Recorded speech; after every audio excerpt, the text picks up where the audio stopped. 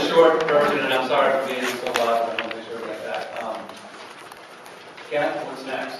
Well, the only thing that is next is that we sent out some definitions with some updates by email. We just wanted to see if you had any feedback. You can either give an email or here if you had anything. That was it. I actually do. Are we going to change the name of Community Living and Support to call it Daily Living and Support or Home Living and Community Support? I mean, this fear of using the word home, I'm having some real anxiety over.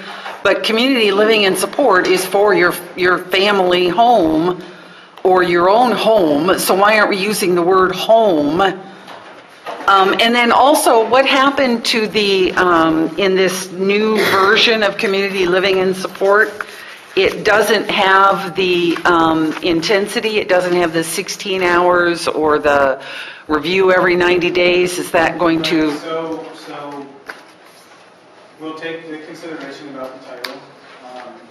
The part about the intensity is when we brought this out last time, it was resounding feedback to take that intensive part off and leave it in the intensive category.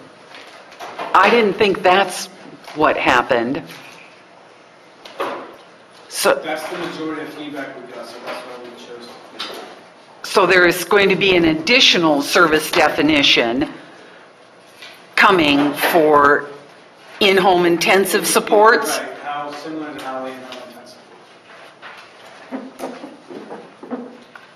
And that's also purchased out of the budget. So there will be a limit on sets of services for community living and support. Yes. And okay.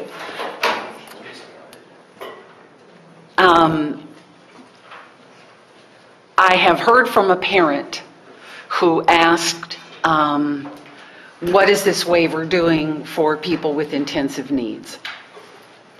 And I told that parent that it looked like community living and support, which was what, as far as I could tell, was going to be sort of a home supports service definition, that would help as far as getting more than 12 hours a day. If your budget was large enough, you would be able to purchase, once you did your assessment and were assigned your budget level, then you could purchase more than 12 hours a day of community living and support without having to go through a 90-day review period for the in-home intensive. I thought that was the purpose of this blended service, and I thought we had I know I heard discussion about that 90-day review for an in-home intensive in-home, whatever it is, that 90-day review didn't seem the way to go, that, people aren't going to be cured in 90 days, and that it's not a short-term need. So how are you expecting people to make public comment if I don't know what the limits on sets of services is going to say? I mean, how do I object? And do I get these other families, these 200 other families to send you comments that says, wait, I thought I was going to have a budget based on level of need, right? There's the intensity. Isn't that what the budget category assignment is supposed to indicate, is intensity of need? And then you get to purchase whatever you want to purchase? Right. So, but now you're saying there's going to be a separate service definition that's going to be a different intensity determination? I think it would still be within your same budget. From the information that we heard from this group, it was that it didn't make sense to have that intensive part in this definition. So that's why that was pulled out. I understand what you're saying. So maybe it's the question of the in-home intensive or intensive in-home, that 90-day review period. Because I'm telling you what the real problem is. The real problem is people are looking for enhanced personal care and enhanced respite. That isn't in this waiver. And trying to get a specialized rate out of an LME MCO is enough to make you want to shoot your head. It really is difficult. People just, we seem to have an absolute disagreement about what intense need is. Is an intense need a behavior or a medical condition? Or is intense need just the fact you cannot be left alone? So if you're going to use limits on sets of services, I mean, we have to know that information. You can't keep dancing around it. So I'm going to go back to what Kenneth said. Kenneth is, we can take a look at a different service definition around that with the question about the 90-day. I think we have landed that we're going to have a set of services. We're going to limit this, well, this definition. So you know that.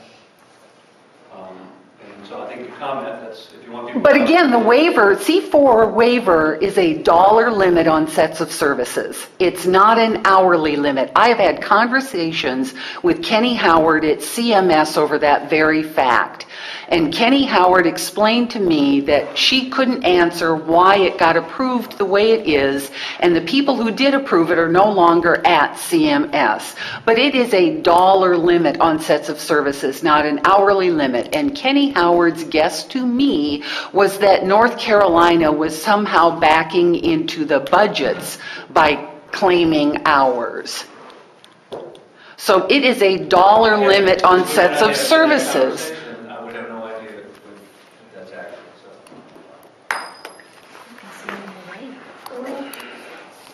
Mary, what we will do is we have, Kenneth has said, we're the ones who have another service definition. We will submit that back to everybody to take a look at. So you'll get that, and plenty of opportunity for people to comment on it before we go to public comment period. Okay? Because you're correct. That's the only thing that's fair is people have to have that option. We'll make sure we do that. Okay? Did I understand you to say that intensive, what is it, intensive in-home? That's not the right word to use. We'll call it. The 90-day Let's not do thing? intensive in-home. We're going to call it something else. Yeah, the intensive, whatever it was, that's only for 90 days. I mean, you've seen plenty of people down at the legislature that 90 days just, they're not going to be cured in 90 days. Nobody is suggesting that, Paul. I think that what we just said is that we're going to review that and then we'll resubmit. Okay? Well, I mean, really, you've got to be clear about what you mean by intensive. Because intensive, if you're trying to, because here's how, I mean, I know people who at the transition, I know a person specifically who at the transition from the CAP MRDD waiver to the innovations waiver transitioned to 12 hours a day of in-home intensive. No personal care, no in-home skill building, went to a straight 12 hours a day of in-home intensive supports. Well, that LME MCO, and I think it was Sandhills, might not have been, but I think that's where they live. I lose track. But they suddenly were, the memo came out. Oh, no. You can only use this service definition, in-home intensive supports, after you've run through your limits of sets of services. But then when you turn to the way in-home intensive is written, it only says that it's for medical or behavior. Well, is simply being severely and profoundly intellectually disabled a medical or behavior? I mean, the limit on sets of service, the 12 hours aren't meeting the need. So again, we're going to come back to this idea that, I mean, where's your evidence-based study that says 12 hours worth of paid supports is appropriate? I mean, 12 hours is just a number somebody pulled out of their ass. Well, I'd say half would be better. Okay. But it's just a number that was pulled out of the air. I mean, Katie is awake 16 hours a day. So why isn't that the hours that we're using as what is normal, 16 hours a day? If somebody goes to if somebody's in residential supports or in an AFL, they're paid 24 hours a day. They go to a day, all waking hours are paid for those individuals. But when it comes to people who choose to live in their family home, all of their waking hours are not paid for. So that's why I say this 12 hours is just a mythical number 16 hours is a real number. So Mary, I think I'm going to go back to a higher level conversation, and we're going to get back to the detail as Kenneth will come back. In the very beginning of our conversations about this waiver, I think we had a really honest conversation about what we were trying to achieve. And I don't think we have... And that's to get Katie out of her home. No, that isn't it. Yes, it is. Or trying to force me to volunteer. But the Department of Labor, I'm hoping that, hey, if it comes back. We're trying to create a waiver that is sustainable, that's predictable, that's flexible enough for the needs of most individuals that will want to use that waiver. It cannot be, and it won't be perfect for everybody in every circumstance. Well, if we're paying for yoga classes instead of paying for personal care for someone who cannot be left alone, then no, we aren't going to meet the needs. And the waiver, it has to meet the needs of people of varying levels of disability, meet the needs of people who live in a variety of settings and a variety of regions in the state.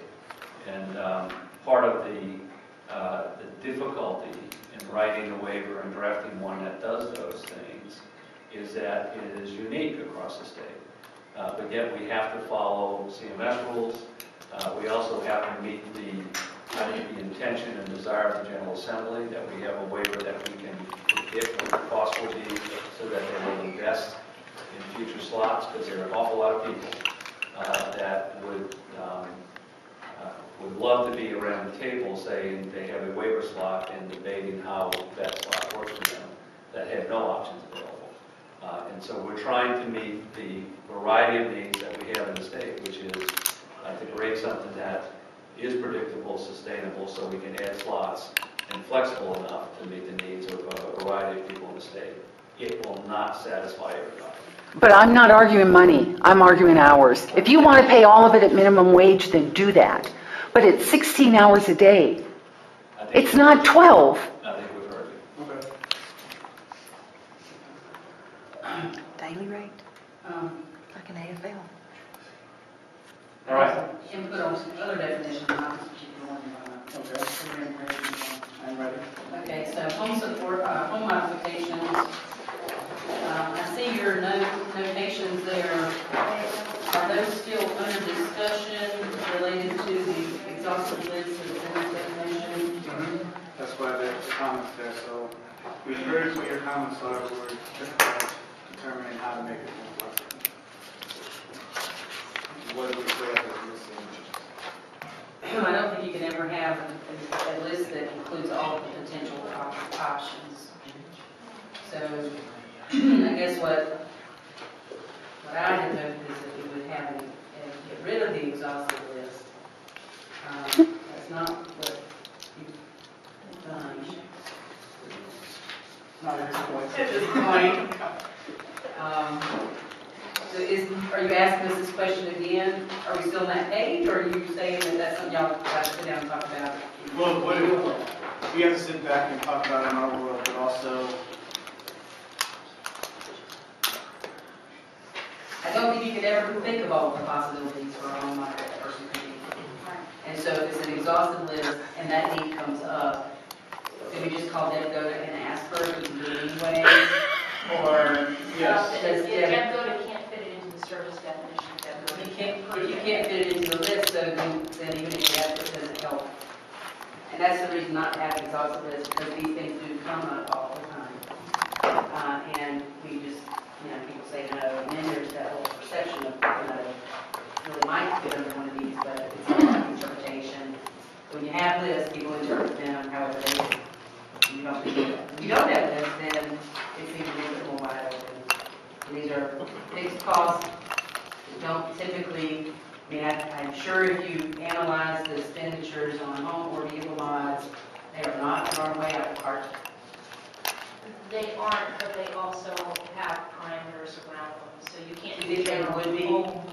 If they didn't. If there's nothing that says you can't do a general home repair, if there's nothing that says you I can't. mean, they still have to, so my request before was that this be at the judgment of the LME and CO, that the accountability be on them for having the justification for the mod that are specifically related to the individual's disability.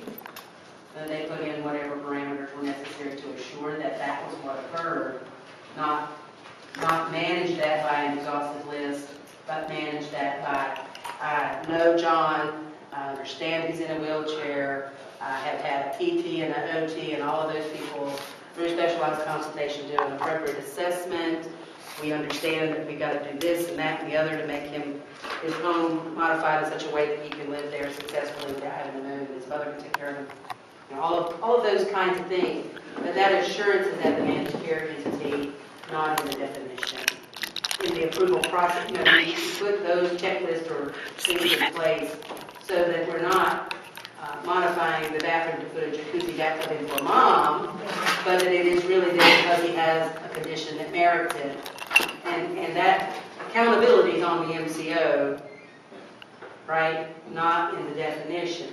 And one way to handle that, if you have to put a list in, rather than specifying to the nth degree what may be on that list, instead of saying cars and buses, which means that we'll do cars and buses, but we certainly won't allow taxis, you say transportation, which then encompasses, doing bicycles, maybe skateboards, whatever meets that criteria. At that point, it comes back to the judgment of the people that are in the field doing the job, saying, is this an appropriate method of transportation? So like our categories versus the technology. Similar to that. Yeah, so the broader the category, the broader the descriptive, the more flexibility it provides for the people to really make wise choices about how to spend it.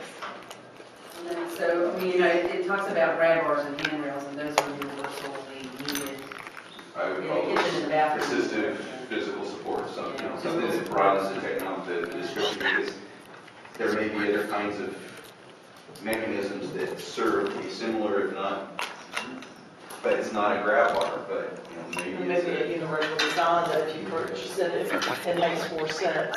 or new technologies that come along that may, I can't get it done because I can't read all of the items on this, but I can certainly put it in the category of physical aids and supports. But that statement that it's not directly legal benefit for the individual is excluded, so then I would go back.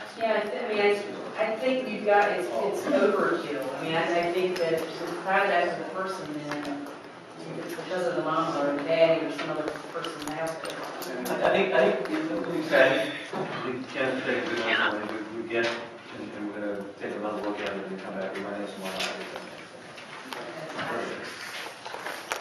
But that wasn't your last? Sorry, but no. Sounds like we actually read Well, it. one-time purchases help people live at home and they cost only one time. Cost efficient. I'm trying to find it on here. Bear with me, please.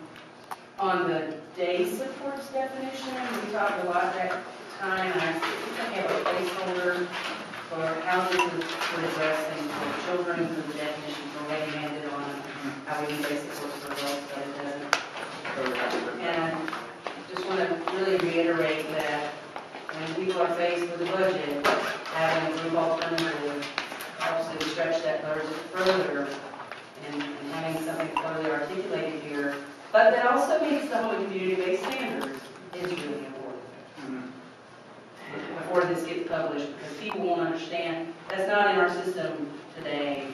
Very good point. And this is the way that helps you leverage, we take more of that. Also, new service lines for providers, potentially.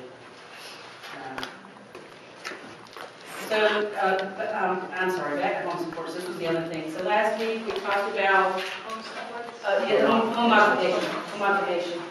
That was written down here. So last week, we talked about, I can't remember which definition it was, changing the signature for the order from just being a physician to also including the nurse practitioner, physician assistants, the other array of professionals that can order. So this still requires only a physician order? No, we would update that. Yes, so I just want to make sure, it's not notated here. Okay. But I just want to make sure that you don't miss that across the board on all these definitions. So it includes the extenders. Because that's a real key for people.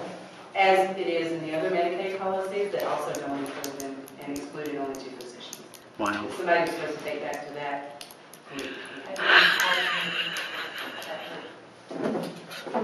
I will stop talking about that, just so you know. Every chance I feel it's changed. It's a big deal over there. That's it. Special Medicaid bulletin to you. I know. It's like, you send the others and I'll be happy. So we will mail it to you. Perfect. That's all I have, thank you.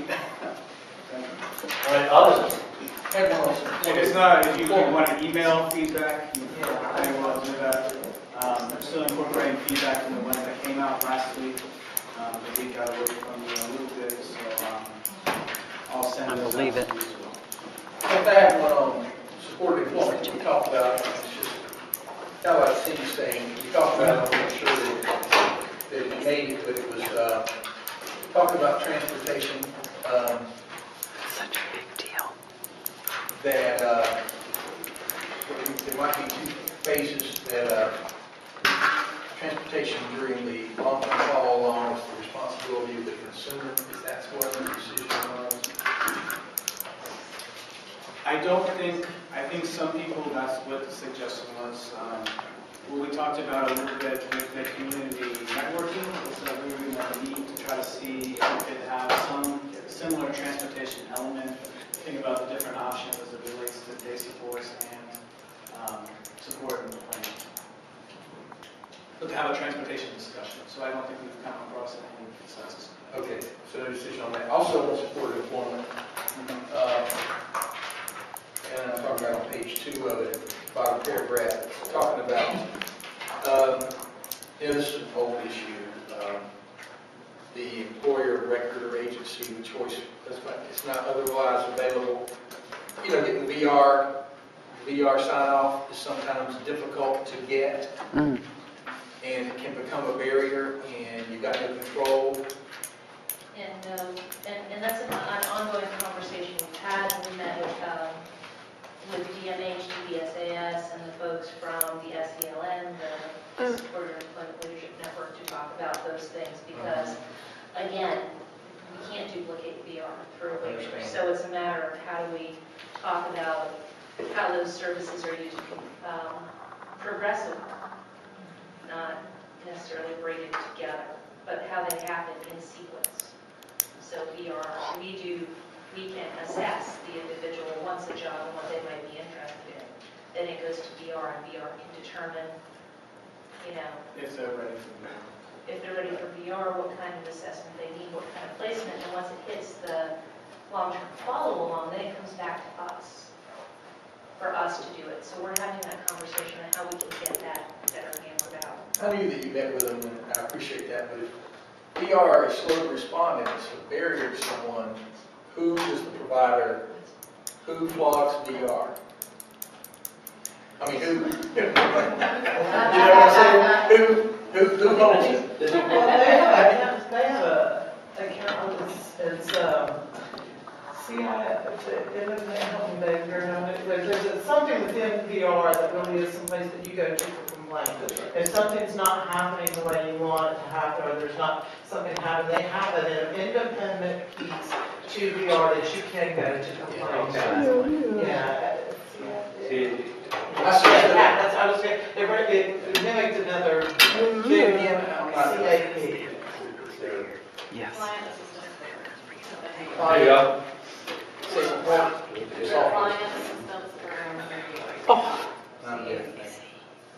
But I think the other part of it, we might want to, and I think everyone's an expedited way. Yeah. And I believe we're meeting with the VR soon about some of those issues too, so trying to. But also something, somebody mentioned, something from time to time has become a barrier, and I know everybody's struggling, but appreciate your efforts on that. Hopefully that will help. And back to the transportation and day supports, starting or ending. oh, true. So, I was in contact with the person who does medical transportation, and we think it's because it's from a licensed facility. I know that your group also had questions about, can we push it back on the residential? So we'll have to start those conversations to see, for at least that pocket of individuals. And you have to look at it across the board. If you're providing for one group as a day supports provider, it's very hard to say, you are only responsible for this and we're paying you the same for this, but you're not responsible for these people, but you're still getting paid for those people. So it's really hard when you start parsing out populations. We treat people in residential differently than we treat people in the home. And then the Well, other there's question the is, answer. what service are you really providing? Stop Is it doing never that. coming to the facility? That speeds up. Is it the community living definition? Is it community networking? What is it that you're actually providing? Why is it day supports? Is it just that you have a facility? No, and I think with that is just that if you are out, because it also says weekends or ends. If, for example, she you have does. an activity that you're really only at the day program in the middle of the day, so something starts in the morning, something ends at the day, you get into that prescriptiveness of having, like, maybe we're going out in the middle of the day, they're at the day program in the middle part of the day, it's not the beginning or the end. That could be an issue too, or that, and I would say that they can't, I get that it's not gonna happen every day, but if it happens on Sundays, because of the way, the nature of the activity, that would be the thing, not on a regular basis, I guess. It's not, or maybe it is that, like I said, because if you have a regular Friday, I volunteer every end, then it is gonna be some other service, it's gonna be bundled with. It should be. And I don't know if my one on the exclusion on number 3, under exclusions made any sense. Where are you, which one? The exclusion number 3 under supported employment, it says, this one goes back to if it's the employer of, if the agency is the employer and they are working with somebody in a job that they would pay anybody else to come do that hour for hour, it didn't really come out of that definition. Does that make sense what I'm talking about in that one?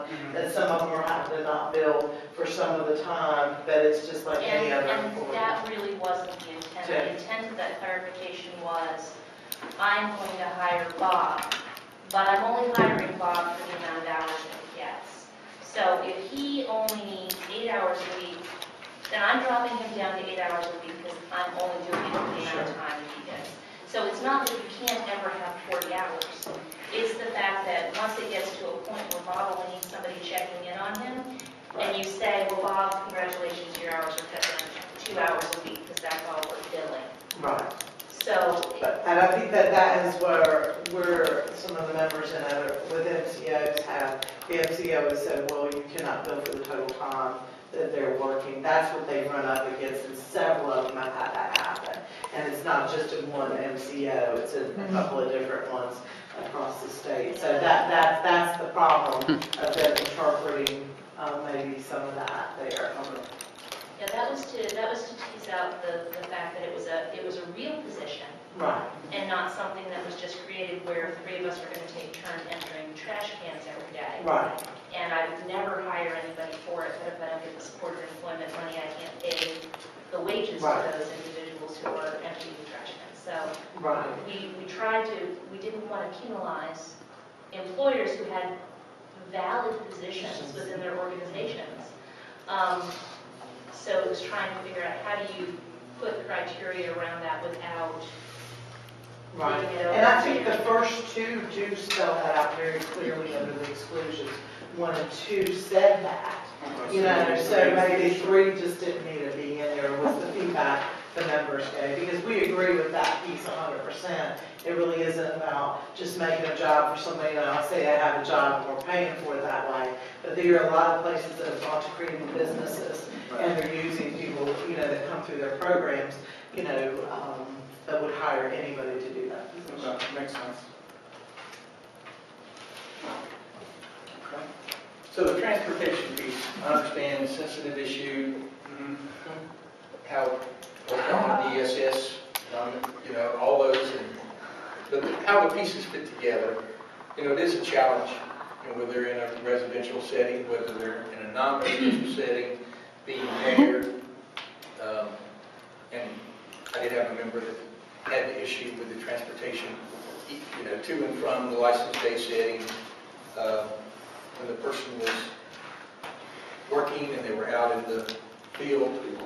And so, appreciate your work on this, and but I'm hoping we can give some kind of flexibility to let those things, when it's in the best interest of the person, that's not overutilizing, inappropriately using Medicaid dollars for transportation. I'm not saying that, but the flexibility that would allow, you know, to pass the common sense test.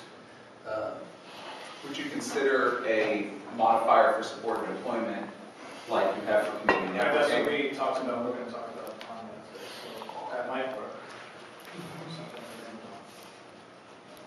But how they all fit together with different areas. We've heard of them, residential, heard of them, support, and somehow they cover every, y'all done well trying to cover every scenario. But we still seem to have a few little places.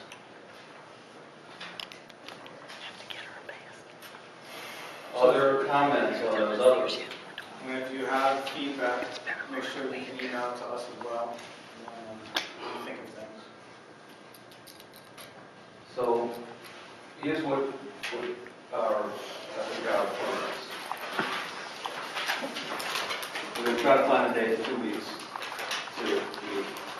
I'm not going to say it's going to be, what we intended to be, it'll probably ask for a little bit longer time to do this.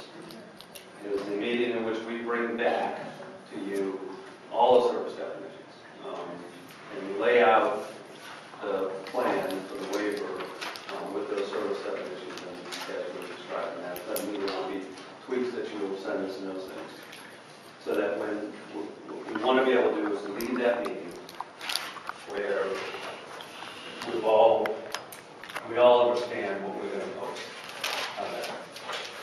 Knowing that we may not all be in agreement. I mean, that's part of the beginning conversation we had, is that we're going to be absolutely open to every comment possible. We'll try to incorporate everything we can within the goals that we establish up front.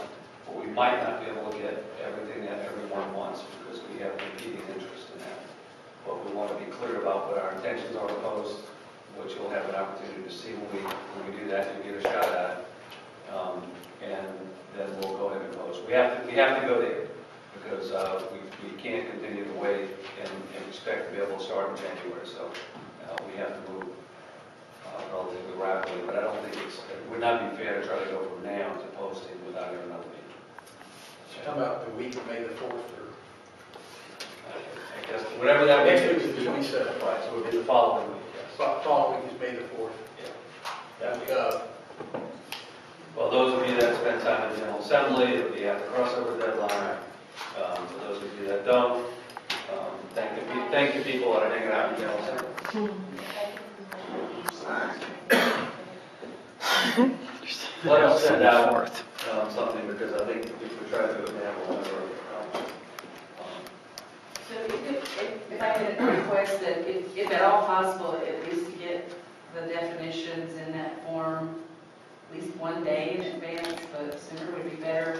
I think for efficiency in the meeting, if we had a chance to read them before. It's kind of hard to read them and talk. I'd rather be a little bit more thoughtful about what I want to spend time talking about based on your 5 minutes. And really what would be helpful to me, Kenneth, I appreciate you picking kind of the highlights. But at the time you're reading that, I'm kind of going through the service definition that I'm already familiar with. So it's kind of trying to listen to you and track the service definition. I would personally find it more helpful if you just kind of walk through the service definition. Because I So what maybe we can do is we can actually put the service definition, we can forward it, and then. Yeah. I would find that more helpful, especially if I've got notes with so many pieces of paper. I'll try to have all my notes. If we can, I know it's hard, but it's a lot. But if we get 2 days, I try to have my notes on the final draft. Not have so many pieces of paper and kind of go through it that way would be helpful.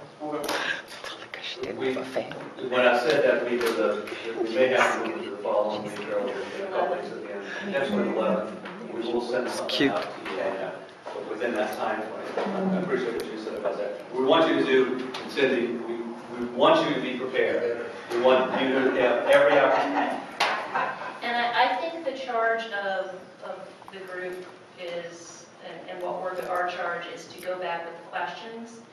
And if somebody else says, well, let's rework this from the beginning, then that's not going to happen. That we really just need to look at what's been recommended. Can we do it? Can we not do it? Can we clarify it? And then move on from there. Because I think what's happened is I think that it's gone, we've gone back and tried to make it better. And I think we just, at this point, it's kind of, okay, this is the bones. We fix it, we wrap it. And then we go from there. I mean, this will not be the last time that we touch this waiver, but it sounds like it's going to be a big improvement from where we are now. So when exactly is it going to be posted for public comment? It will be after you guys see it.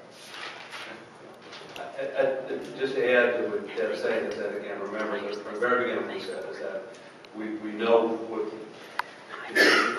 I'll say, my brothers and me, I'd love to send something in that says, here's a person-centered plan, that's a service definition, you do that. All this other stuff seems to be a lot of work for CMS, and that's what we have to do. But I think over time, we're going to see changes in CMS with a lot more flexibility. We'll have the ability to have done this waiver, go down that process, and I think learn, and as Deb mentioned, does not stop us from submitting amendments to changes as we go forward. What we want to have is the best possible product we can when we submit, knowing that there's always something that can be better.